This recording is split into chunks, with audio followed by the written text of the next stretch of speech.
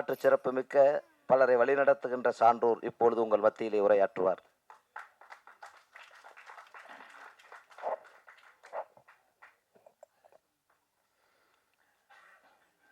ஆண்டவன் திரைப்படத்தோட ட்ரெய்லர் விழாவுக்கு வந்திருக்க அனைத்து பத்திரிகை, டிவி மற்றும் அனைத்து ஊடக நண்பர்கள் எல்லாத்துக்கும் என்னுடைய பணிவார்ந்த வணக்கத்தை தெரிவிச்சுக்கிறேன். இங்கே எனக்கு இந்த ஸ்படிய மாலை கொடுத்து அப்புறம் முருங்கைக்காய் வேறு கொடுத்தாங்க. அவங்களுக்கு நன்றி தெரிவிச்சுக்கிறேன். அவர் நேதாஜி அவர்கள் இன்னும் இருக்கிறதா, அவர் ரொம்ப சுவாமிநாதன் அவர்கள் ரொம்ப நம்பிக்கையோட அவர் அந்த பேச்சில் வந்து அது தெரியுது எந்த அளவுக்கு அவர் வீரியமாக இருக்கார் அப்படின்னு சொல்லிட்டு.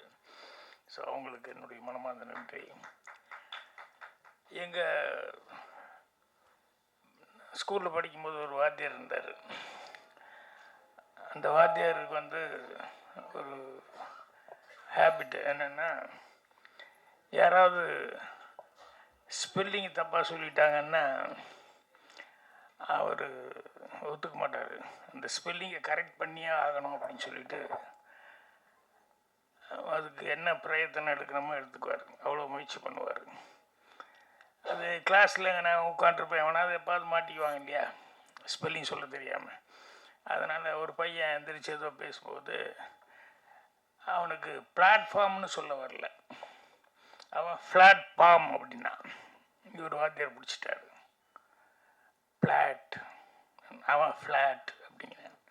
பிளாட் பா பா, பிளாட்ஃபார்ம் அப்படின்னு ஃப்ளாட் பாம்ங்கிறான் அவன்.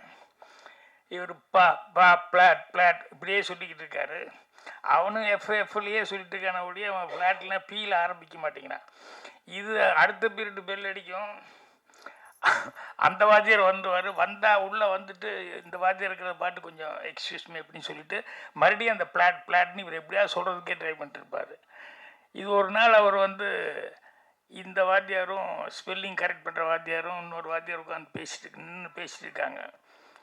அது நடுவில் இந்த பில்டிங் அந்த பில்டிங் நடுவில் கிராஸ் பண்ணும்போது அவங்க நின்று ஏதோ பேசிட்டு இருந்தாங்க. அப்போ அந்த ஆப்போசிட் வாத்தியாரை வந்து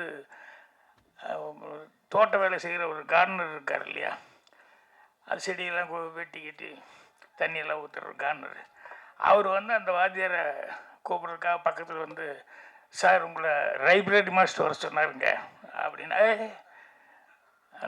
நான் வர்றேன்னு சொல்லுன்னு அவர் சொல்கிறாரு. இல்லை இருக்கட்டும் அப்படின்னு சொல்லிட்டு என்ன சொன்னேன், இந்த லைப்ரரி மாஸ்டர் வர சொன்னேன். லைப்ரரி இல்லை லைப்ரரி அப்படின்னு. அவன் தோட்ட வேலைக்காரன், அவனுக்கு என்ன தெரியும், அவன் லைப்புன்னே சொல்ல வரல, அவனுக்கு ரைப்புன்னு லைப் இப்படியே சொல்லியிருந்தேன். இது எங்களுக்கு எல்லாம் எப்போவுமே காமெடியாக இருக்கும். இந்த மாதிரி அவர்கிட்ட யார் சிக்குவாங்க, எவ்வளோ நேரம் பாடம் எடுப்பார் அப்படின்னு சொல்லிட்டு. ஆனால் அவருடைய இயல்பு அப்படிங்கிறது அது. அவனை கரெக்ட் பண்ணியே ஆகணும், அவன் தப்பாக சொல்கிறது விடக்கூடாது, அவனை கரெக்ட் பண்ணியே ஆகணும்னு சொல்லிட்டு அவ்வளோ பிரயத்தனம் பண்ணிட்டு பண்ணுவார். என்னென்னா இது அவருடைய கேரக்டர். இது யாருக்காக சொல்ல வந்தேன் அப்படின்னு சொன்னால் நம்ம கண்ணனுக்காக சொல்ல வந்தேன். என்ன அப்படின்னா, எல்லாரும் எப்படியோ சினிமா எடுக்கணும், அதை பண்ணு இதை பண்ணு நினச்சா கூட நான் எடுக்கிற சினிமா இப்படித்தான் இருக்கணும் அப்படின்னு சொல்லிட்டு கங்கணம் கட்டிட்டு, அது வெற்றி தோல்வி முக்கியம் இல்லை, அது காசு வருதா போகுதாங்கிறது முக்கியம் இல்லை, நான் ஏதாவது உபயோகமான ஒரு கருத்து சொல்லியே ஆகணும் அப்படின்னு சொல்லிட்டு அதில் அவ்வளோ தீர்மானமாக இருந்து அவர் இந்த படத்தை பண்ணியிருக்காரு. அந்த கதை சொன்ன நாள்லேருந்து நான் அவருடைய கேரக்டர் அந்த ஊருக்கு போனது நடித்தது இதை பார்த்துக்கிட்டே இருக்கிறேன். அப்போ இப்போ கூட பேசிட்டு இருக்கும்போது சொல்வார், நான் வந்து இந்த மாதிரி படங்கள் தான் எடுப்பேன் அப்படிங்கிறத வந்து தீர்மானமாக இருந்துகிட்ருக்காரு.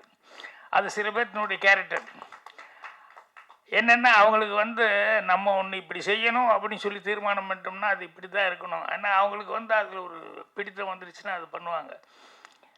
அந்த கண்ணன் அவர்களை வந்து என்னடா அவருக்கு பிடிச்சிருக்கு அப்படின்னு சொன்னோம்னா, அவர் அந்த மக்கள் மேலே இருக்கிற ஒரு இதுதான்.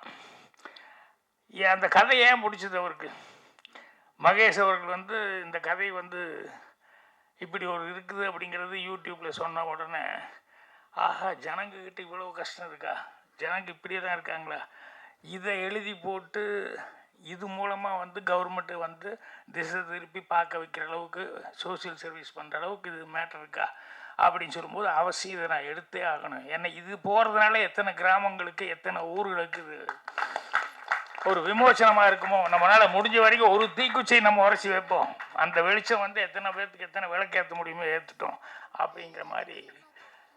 அது ஒரு ரொம்ப பிடித்தமான ஒரு கேரக்டர். நான் காமெடியாக ஆரம்பிச்சிருந்தேன் அந்த வாத்தியாரை பற்றி. ஆனால் இது காமெடி இல்லை, ரியல் லைஃப்பில் சீரியஸான ஒரு கேரக்டரைசேஷன். அடுத்தவங்களுக்கு உதவியாக கடைசி வரைக்கும் இருக்கணும்னு. அதே மாதிரி இன்னொரு மேட்ரு, ஹீரோன்னா நம்ம எல்லாமே ஹீரோன்னு இமேஜின் பண்ணிட்டுருப்போம். ஏன்னா நம்ம சினிமா பார்க்குறதுனால ஹீரோன்னு இவங்க தான் அவங்க தான் அப்படின்னு சொல்லி ஹிஸ்டாரிக்கல் ஹீரோன்னு அப்படி தான் அப்படின்ட்டு. எனக்கு தெரிஞ்ச ரொம்ப பிடிச்ச ஒரு ஹீரோ ஒரு ஆள். அவருக்கு என்னென்னா, அவர் குருநாதர், டேய் மோட்சத்துக்கு போகிறதுக்கு உனக்கு நான் வந்து ஒரு வழி சொல்கிறேன், என்னென்னா அது ஒரு மந்திரம் சொல்கிறேன், இந்த மந்திரத்தை நீ கற்றுக்கிட்டு இதை நீ சொன்னீன்னா உடனே உனக்கு மோட்சம் கிடைக்கும். ஆனால் ஒன்று, இந்த மந்திரத்தை வந்து தயவுசெய்து நீ வேறு யாருக்காவது போய் சொல்லிடக்கூடாது, சொல்லிவிட்டு அவன் தலை வெடிச்சு எடுத்துருவேன் நீ. அதனால் உனக்கு மட்டும் மோட்சத்துக்கு போகிறதுக்கு இந்த மந்திரம் அப்படின்னு சொல்லிட்டு ஓம் நமோ நாராயணா அப்படின்னு சொல்லி கொடுத்தாரு. அந்த ஆள் பார்த்தான், ஓ நமோ நாராயணான்னு சொன்னால் உடனே மோட்சத்துக்கு போகிறதுக்கான ஒரு வாய்ப்பு இருக்கா அப்படின்னு ஒன்று நேராக காலையில் வெடிஞ்சு எழுந்திரிச்சோன்னே ஒரு 7:30-8 மணிக்கு போய் அந்த ஊரில் இருக்கிற ஒரு பெரிய கோபுரத்தில் போய் ஏறி மேலேன்னு கத்தினான். எல்லோரும் என்னடா கோபுரத்தில் இருப்பாங்க, ஏதாவது செத்துக்கு தொலைய போகிறான் போலுக்கு, என்ன இந்த ஆளுக்கு என்ன ஆச்சு அப்படின்னு சொல்லிட்டு எல்லோரும் ஊரே வந்து வேடிக்கை பார்க்கும்போது சொன்னார், இல்லை உங்களுக்கு எல்லாத்துக்குமே மோட்சத்துக்கு போகிறதுக்கு ஒரு நான் மந்திரம் சொல்லி கொடுக்குறேன் அப்படின்னு சொல்லிட்டு. ஏன்னா அவன் முடிவு பண்ணிட்டான், இந்த ஒரு மந்திரத்தை சொல்லி நான் ஒருத்தர் மட்டும் மோட்சத்துக்கு போகிறத விட நம்ம ஊருக்கே மோட்சம் கிடைக்கட்டுமே அப்படின்னு சொல்லிட்டு ஓம் நமோ நாராயணா அப்படின்ட்டான். ஸோ அவன் கேரக்டரைசேஷன் பாருங்கள், உனக்கு இப்போ மோட்சம் கிடைக்கும் அப்படின்னா எனக்கு ஒருத்தனை விட நான் சொல்கிறதுனால ஊருக்கே கிடைக்கும்னு சொல்லும்போது ஊரே மோட்சம் அடையட்டுமே நம்ம ஊருக்காரங்க எல்லாருமே அப்படிங்கிற எவ்வளோ பெரிய பரந்தவன். அந்த தான் ஹீரோ, அவர் தான் ராமானுஜர். அது என்னன்னா மகேஷுக்கு அதை சொல்லலாம். ஏன்னா எல்லாரும் என்னென்னமோ பண்ணிக்கிட்டு இருக்காங்க, நமக்கு இதனால் என்ன வருமானம், இதனால் என்ன நமக்கு பொழப்பு, இதனால் என்ன கிடைக்குது அப்படிங்கிறது இல்லாமல் எங்கே எது நடந்தாலும் அந்த கிராமத்தில் இருக்கிறவங்க அவர்களும் மனிதர்கள் தான், சக மனிதர்கள், அவங்களாம் இவ்வளோ சிரமத்தில் இருக்காங்க, இவ்வளோ இப்படி இருக்காங்க அப்படின்னு சொல்லிட்டு உடனே அதை வீடியோவை பதிவு பண்ணி எல்லா பக்கம் போய், ஏன்னா இவர் வீடியோவில் பதிவு பண்ணது தான் அது கலெக்டர் வரைக்கும் போய் கவர்மெண்ட் வரைக்கும் போய் அதுக்கப்புறம் கூப்பிட்டு. ஏன்னா அந்த கிராமம் நான் போய் உண்மையில் இறங்கி பார்க்கும்போது உண்மையிலேயே இப்படி ஒரு கிராமமா அப்படின்னு பார்த்தேன். ஏன்னா ஆளே இல்லை அந்த கிராமத்தில். ஸோ ஒரு 50 வீடு இருக்குது, 50 வீடுமே அப்படி உடஞ்சி இப்படி உடஞ்சி, கதவு இல்லாமல், சிலது கதவு போட்டிருக்கு ஆனால் செவர் இருக்காது, இப்படி இந்த மாதிரி வித்தியாசமாக இருக்குது. நானும் உள்ளே போய் பார்க்குறேன், எங்கள் ஷூட்டிங் ஆளுக 10 பேர் தவிர்த்து வேறு யாருமே இல்லை. அந்த மாதிரி ஒரு ஊர். அந்த ஊரில் ஒரு வைத்தியர் அவங்க சம்சாரம் மட்டும்தான் இருக்காங்க. என்னென்னா அந்த வைத்தியர் அந்த சம்சாரமும் வந்து அவங்களுக்கு எங்கேயோ ஒரு 10-15 மைலில் அந்த சுற்று வட்டாரத்தில் எங்கேயாவது இருந்து வருவாங்க. எதாவது உடம்பு சரியில்லைன்னா இந்த வைத்தியர்கிட்ட வந்து கேட்டு வாங்கி எதாவது மருந்து வாங்கி சாப்பிட்டு போவாங்க. அவங்களுக்கு அவர்கிட்ட வந்தால் நல்லா வரும், நமக்கு நல்லாயிரும், சலீஸாக கொடுப்பாரு அப்படிங்கிற மாதிரி சொல்லி அந்த நம்பிக்கையில் வந்துட்டு போயிட்டுருக்காங்க. இவரும் அது வந்தால் போதுன்னு இங்கேருந்து ஒரு வாரம் 10 நாளைக்கு ஒரு தடவை டவுனுக்கு போய் அந்த ஒரு வாரம் 10 நாளைக்கு வேண்டியது மட்டும் வாங்கிட்டு வந்துட்டு அவரும் அவங்க சம்சாரம் மட்டுமே அவங்க சமையல் பண்ணி சாப்பிட்டு, அவங்களுக்கு ஏதோ கொஞ்சம் தண்ணி வருது அங்கே ஒரு ஓரமாக, அதில் வந்து அந்த கிராமத்துலேயே அவங்க இருக்காங்க. அப்போ தான் சொன்னார், இவங்க ஒரிஜினலு படத்தில் வந்து நடிக்க வச்சது வந்து வேறு கேரக்டர், சினிமாக்காக நடிக்க வச்சேன், ஆனால் ஒரிஜினல் இவங்க அப்படின்னு சொல்லிட்டு. என்னென்னா இந்த மாதிரி ஒரு ஒரிஜினலாக இருந்து இதை வந்து எழுதி போட்டு அதுக்கப்புறமா வந்து அந்த கலெக்டர் அவங்க வரைக்கும் தகவல் போய் அவர் வந்து அவங்களுக்கு வீடு கட்டி கொடுத்து கவர்மெண்ட்டில் அந்த ஸ்கீமில் அப்படி இருக்கக்கூடாது அப்படின்னு சொல்லி. ஸோ இந்த நான் படத்தில் நான் பேசின டைலாக்கெல்லாம் வந்து ஒரிஜினலான டைலாக்கு, ஒரிஜினலாகவே அப்படிலாம் ஒரு திட்டம் இருந்து அந்த திட்டத்து மூலமாக அந்த வீடு கட்டி கொடுத்து நானும் அந்த வீடு ஓப்பனிங்க்கு போகிற மாதிரி தான் அந்த சீனெல்லாம் பண்ணியிருந்தாங்க. அந்த வீடு அவங்களுக்கு கொடுத்துட்டு அதே மாதிரி என்ன சொல்லுவோன்னா, இந்த கிராமத்தில் எல்லாருமே வந்து அவங்கவுங்க சொந்த ஊருக்கு வந்து மீண்டும் விவசாயம் பார்க்கறதுக்காக உண்டு. அதுக்காக சில திட்டங்களை போட்டு அவங்களுக்கு என்ன உதவி பண்ணுமோ அதை பண்ணுறதுக்கு ரெடியாக இருக்கிறோம் அப்படிங்கிற மாதிரி என்னுடைய கேரக்டர் மூலமாக கலெக்டர் டைலாக் சொல்கிற மாதிரி சொல்லியிருக்கான். இது என்னென்னா, யாருமே வந்து சொந்த ஊர் விட்டுட்டு போகணும் அப்படிங்கிற மாதிரி யாரும் அப்படியெல்லாம் ஒன்றும் நினைக்கிறது இல்லை. ஆனால் மனிதனுடைய சூழ்நிலைகள், அவனுக்கு எதிர்காலம் என்ன அப்படிங்கிறதுனால இப்போ கேந்திர முனுசாமி அவர் பேசும்போது எந்த ஊருக்கு போனாலும் ஒரு ராமநாதபுரத்துக்காரன் ஒரு திருப்பான் அப்படின்னு சொல்கிறதுன்னா, அங்கே மழை இல்லை, தண்ணி இல்லை, எல்லாமே விவசாயம் முதல் கொண்டு எல்லாமே பிரச்சனைங்க போது அப்போ பிழைப்புக்கு வழி தேடி அவங்க புறப்படுறது அப்படின்னு வந்துடுது. அதே மாதிரி சில நேரங்களில் வந்து என்னென்னா, நம்ம பொழப்பு எப்படியோ போயிடுச்சு, அட்லீஸ்ட் நம்ம குழந்தைகளாவது நல்லா இருக்கட்டும்னு அவங்களுக்கு 4 எழுத்து படிக்க வச்சு அவங்கள எப்படியாவது அனுப்பிச்சு அவங்க நல்லா இருக்கட்டும்னு அனுப்புகிற மாதிரி இப்படி பண்ணதுனால தான் அந்த கிராமங்களில் வந்து நிறைய இடங்களில் அந்த மாதிரி நிறைய ஊர் இருக்குதுன்னு சொல்லி அந்த மகேஷ் அவர்கள் வந்து போய் ஒவ்வொரு இடத்துலையும் வந்து இது யூடியூப்புக்காக ஷூட் பண்ணிட்டு வந்து அது எல்லா கிராமங்கள்லேயும் ஒரு விழிப்புணர்வு வர அளவுக்கு வந்தது. ஸோ அந்த அளவுக்கு இவங்க 2 பேருமே வந்து இவர் ஒரு கேரக்டர்னா அவர் ஒரு கேரக்டர். ஸோ இதெல்லாம் ரியல் லைஃப்பில் இப்போ இன்றைக்கி வந்து பேச வந்தவங்கெல்லாம் கூட பார்த்தீங்கன்னா உண்மையான அந்த கிராமத்தினுடைய ஃபீலிங் அவங்கக்கிட்ட இருக்குது. அது சமூக சேவகர்லேருந்து இதை நடித்த ஒரு வரைக்கும் எல்லாருமே பேசுனாங்க அப்படின்னு சொல்லி சொன்னோம்னா, எல்லோரும் ஆத்மார்த்தமாக அவங்க மனசுக்குள்ளே வந்து எங்கள் கிராமத்தில் இப்படி இருக்குது, எங்கள் ஊர் சொந்த மண், இதை நாங்கள் எப்படி விட்டுட்டு போகிறது அப்படிங்கிற மாதிரி பேசினாங்க. ஸோ கேட்கும்போது ரொம்ப யதார்த்தமாக இருக்குது, சந்தோஷமாக இருந்தது. ஸோ ஊருக்காரங்களும் நிறைய பேர் வந்திருக்காங்க. மற்றவங்க கூட முத்துக்காடை ஒரு புக் எழுத போகிறேன்னு என்கிட்ட வந்து சொல்லிக்கிட்டு இருந்தார். அவர் தமிழ் மேலே இவ்வளோ பற்றுதலாக இருப்பார் அப்படிங்கிறதும், தமிழை வந்து இவ்வளோ தூரம் கற்றுக்கிட்டு இருக்காரு அப்படிங்கிறது எனக்கு உண்மையிலேயே ஆச்சரியமாக இருக்குது. கண்ணதாசன் சாரை பற்றி பேசி, அவருக்கு ஆரிஜின் யாருன்னு பேசி, அதுக்கப்புறம் அவர் எழுத போகிற புஸ்தகத்தை பற்றியெல்லாம் வந்து என்கிட்ட சொல்லி, அந்த புஸ்தகம் என்ன மாதிரி புஸ்தகம் அப்படிங்கிற மாதிரி சொல்லி எனக்கு அணிதர கொடுங்க அப்படின்னு சொல்லிட்டு பேசுறதுக்கு முன்னாடியே கேட்டார். வந்தோன்னையுமே நான் புஸ்தகம் எழுதியிருக்காருன்னு அணிந்தரை கேட்குறாருங்கும் போது கண்டிப்பாக நான் கொடுக்குறேன் அப்படின்னு சொல்லிட்டேன். அவர் பேசி இந்த மாதிரி இவ்வளோ தூரம் தமிழ் பற்றுதலாக அவர் பேசி ரொம்ப சந்தோஷமாக இருந்தது. அது மாதிரி எல்லாருமே பேசினவங்க ஒவ்வொருத்தரும் எல்லாமே நல்லா பேசினேன். இந்த பொண்ணு வேறு தமிழ் வந்து கொஞ்சம் அப்படி இப்படி இருந்தால் அட்ஜஸ்ட் பண்ணிக்குவானா. அப்புறம் தான் கேட்டேன், தமிழ் சுத்தமாக தானே பேசுது, ஏன் இப்படி பேசுகிறாங்க அப்படின்னு. எந்த ஒரு தாய் பாஷைன்னு தெரியலன்னா அப்புறமா ஆந்திரா அப்படின்னு சொல்லி தெலுங்கு அப்படிங்கிற மாதிரி சொன்னாங்க. ஸோ இவங்க எல்லாருமே வந்து அது நடிக்கும்போது வர அந்த பொண்ணு கேட்டது எனக்கு ரொம்ப ஆச்சரியமாக இருக்குது. என்னென்னா, கிராமத்து கதைன்னு ஒன்றி என் கலருக்கு அது சரியாக வருமா, கிராமத்து பொண்ணு மாதிரி அப்படிங்கிற மாதிரி அவங்களுக்கு உள்ள எல்லாருக்குமே ஒரு கிராமம் அப்படின்னா இப்படி தான் இருப்பாங்க. கருப்பா அந்த வெயிலில் அலைஞ்சு நல்லா பிறந்திருந்தா, கொஞ்சம் கலராக பிறந்திருந்தா கூட அந்த வெயிலுக்கு அதுக்கும் அந்த இதில் வந்து ஆட்டோமேட்டிக்காக அந்த கலர் எல்லாம் வேறு மாதிரி ஆகி போகும் இல்லையா. அதனால் அது சரியாக இருக்குமா அப்படிங்கிற மாதிரிலாம் நியாயமான ஒரு சந்தேகத்தில் டைரக்டராக இல்லை, அதெல்லாம் ஒன்றும் காரணமெல்லாம் இப்படி கிடையாது, கருப்பு சிவப்பெல்லாம் காரங்க பார்க்குறாங்க அப்படிங்கிற மாதிரி சொல்லி. ஸோ நான் வந்து இன்றைக்கி ஏன்னா இவர் எடுத்த படத்துக்கு எந்த அளவுக்கு பத்திரிகை நண்பர்கள், அது மற்ற நண்பர்கள் எவ்வளோ பேருடைய சப்போர்ட் இருக்க போகுது அப்படிங்கிறது எனக்கு ஒரு டவுட்லேயே இருந்தேன் நான். அதுக்கப்புறம் சரி அப்படின்னா, அப்புறம் உள்ளே வரும்போது தான் எனக்கு அந்த அட்மாஸ்பியர் பார்க்கும்போது, இல்லை அவர் சம்பாதிச்ச சொத்து நண்பர்கள் அப்படின்னு சொல்லிட்டு, அதே நண்பர்கள் அப்படிங்கிறதான் மகேஷுக்கும் அதே மாதிரி தான் அவ்வளவு நண்பர்கள் இருக்காங்க. சொந்த பந்தம் அந்த நண்பர்கள் எல்லாம் தான். ஏன்னா என்கரேஜ் நண்பர்கள்னு சொன்னோம்னா நிறைய பேர், சில பேர் இருக்கா நண்பர்கள். என்னென்னா, அவனுக்கு வந்து 2 பேர் ஃப்ரெண்ட்ஸு பேசிகிட்டு இருந்தாங்க. சரி நான் வீட்டுக்கு போகிறேன்னாங்கும்போது மழை வந்துருச்சு.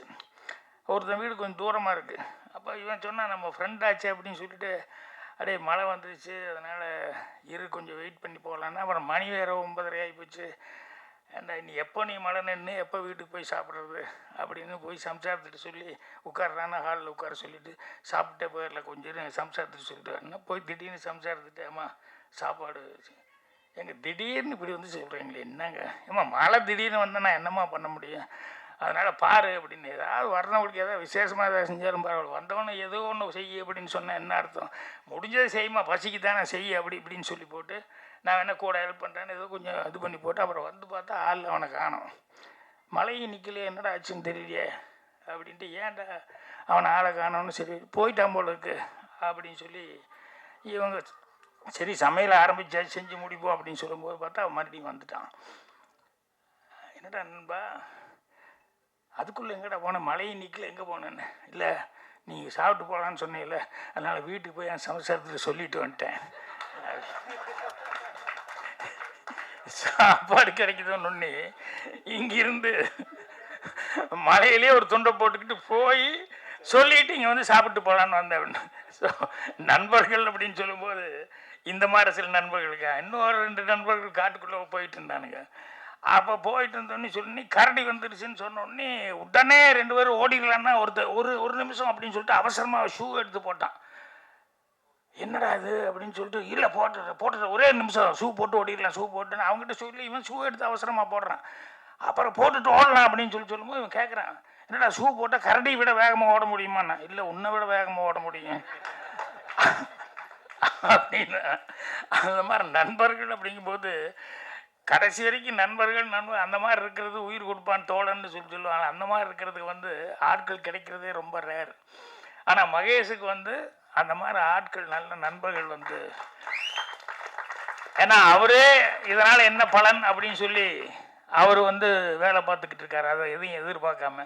அப்படி இருந்தும் நண்பர்கள் அவருக்கு அந்த அளவுக்கு உதவி பண்ணி அவர் இன்னைக்கு இந்த அளவுக்கு அவர் நடிக்கிற ஒரு சூழலை கொண்டு வந்திருக்காங்க. யூடியூப்பில் கதாநாயகங்கிற லெவலில் அவருக்கு பேர் எடுத்து கொடுத்துருக்காங்க அப்படின்னு சொல்லும்போது அந்த நண்பர்களுக்கு ஹேட்ஸ் ஆப்னு சொல்லணும். ஸோ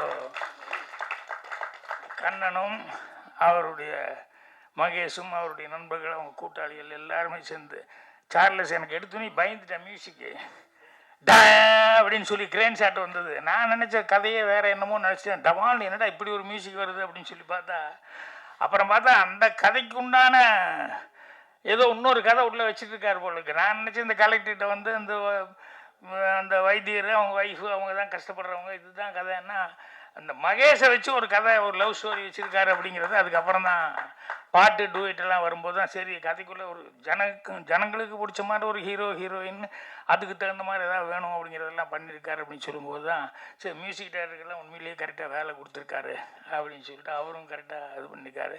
கேமராமேன் எல்லாமே அவங்கவுங்க செய்ய வேண்டிய வேலையை கரெக்டாக செஞ்சுருக்காங்க. ஸோ எல்லாருக்குமே பத்திரிகை நண்பர்கள் நம்ம தான், ஊடக நண்பர்கள் நம்ம தான் அவங்களுக்கு என்ன இந்த மாதிரி ஒரு டைப்பாக ஒரு கதையை எடுத்து அந்த கிராமத்தில் இவ்வளோ தூரம் பின்தங்கி போய் கிராமத்தை விட்டு இன்றைக்கி என்ன கோபிச்செட்டிப்பாளையத்துக்கு போனால் நான் போனால் கூட ஒரு 10 கிலோமீட்டர் 5 கிலோமீட்டருக்குள்ளேயே எனக்கு அந்த பேடி ஃபீல்டுன்னு சொல்லுவேன், பச்சை பசேல்னு எங்கே பார்த்தாலும் கேமரா வைக்கலாங்கிற அளவுக்கு இருக்குது. இப்போ 20 கிலோமீட்டர் 25 கிலோமீட்டர் கோபியில் சிட்டிக்குள்ளேருந்து சைடில் போனால் தான் பச்சை பசேல்னு எதாவது காமிக்க முடியும். என்னென்னா எல்லாம் சைட்டு போட்டு அவங்கவுங்க விற்க ஆரம்பிச்சிட்டாங்க. அதில் நல்ல வருமானம் வருது, எதுக்கு இது விவசாயம் பண்ணிக்கிட்டு அப்படிங்கிற அளவுக்கு அவங்களும் சேஞ்ச் ஆகி போயிட்டுருக்காங்க. ஸோ அந்த மாதிரி கிராமங்கள் நிறைய அப்படி இது பண்ணி போயிட்டுருக்கு. ஸோ இந்த மாதிரி படங்கள் வரும்போது அதை கரெக்ட் பண்ணிக்கிறதுக்கு ஏன்னா தண்ணி இல்லாமல் பஞ்சமாக இருந்து அந்த மாதிரி இருந்து ஊர் காலி பண்ணிட்டு போகிறதுங்கிறது ஓகே. அது என்னென்னா இயற்கை சதி நம்மளை எரியாமல் நம்மளை மீறி நடக்கக்கூடியது ராமநாட்டில் நடக்குது அப்படிங்கிற மாதிரி எல்லாம் இருக்குது. பட் இதெல்லாம் பிளாட் போட்டு இருக்கிற பூமி விவசாய பூமி பிளாட்டை போட்டு கொடுத்துட்டு போனால் அதை விட நல்ல காசு கிடைக்குதுங்கிற அளவுக்கு போனால் அது கவர்மெண்ட் அப்படி இல்லை, விவசாயமே நீ விவசாயம் பண்ணால் உனக்கு அந்த அளவுக்கு வருமானம் வருங்கிற அளவுக்கு ஒரு திட்டங்களை கொண்டு வந்தால் தான் அவன் கரெக்டாக அந்த விவசாயத்தில் இருப்பான். இல்லைன்னா நான் என்ன நஷ்டத்துக்கு நான் எப்படிங்க பாடுபட முடியும் அப்படி தானே அவன் கேட்பான். இப்போ சொல்லுவாங்கல்ல, அவன் கஷ்டப்படுறத காலிலேருந்து சாயங்காலம் வரைக்கும் உட்காந்து மண்ணில் கஷ்டப்பட்டு வெயிலில் கஷ்டப்பட்டு இத்தனையும் பண்ணி அது பண்ணிட்டு போனான். அவன் ப்ராடக்ட்டுக்கு அவன் ரேட்டு பட்டு ஃபிக்ஸ் பண்ண முடியலையே, அவன் சொல்கிற ரேட்டுக்கு தான் கொடுக்க வேண்டிய கேள்வி, இவன் ஒரு ரேட்டு இவ்வளோ ஆச்சுங்க அப்படின்னு விற்கவே முடியலையே. ஸோ அதனால் அந்த அடிப்படையே மாற்றப்படணும். இந்த மாதிரி படங்கள் வரும்போது அந்த அடிப்படை திட்டங்கள் அதெல்லாம் அரசாங்கம் உள்ளே அவங்களும் கவனிச்சுட்டு ஹெல்ப் பண்ணுவாங்கன்னு நினைக்கிறேன். அதுக்கு பத்திரிகை நண்பர்கள் எல்லாருமே உங்களுடைய ஊக்கங்களை கொடுக்கணும். அந்த படம் நல்லா ஓடுறதுக்கு என்ன உண்டோ அதுக்கு உண்டான விமர்சனங்களை நீங்கள் எழுதணும்னு சொல்லி கேட்டுக்கிறேன். இந்த டீம் எல்லாத்துக்குமே என்னுடைய மனமார்ந்த நல்வாழ்த்துக்களை தெரிவிச்சுக்கிறேன். ரொம்ப இப்படி ஒரு டீமில் வேலை பார்த்தது எனக்கு ஒரு ஆத்ம திருப்தியாக இருக்குது, சந்தோஷம். நன்றி.